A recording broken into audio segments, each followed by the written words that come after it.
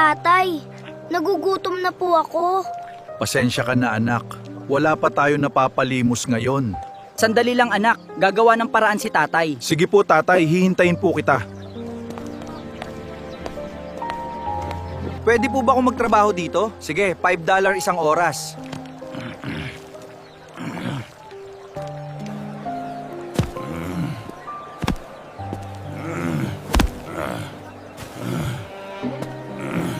Eto na ang sahod mo.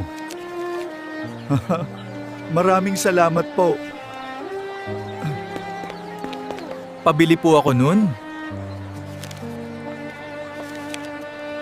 Tay, sarap po ng pagkain na pinamali mo po. Kain ka lang mabuti anak. Paano na kaya kami, Panginoon, nito bukas? Ikaw na po bahala sa amin.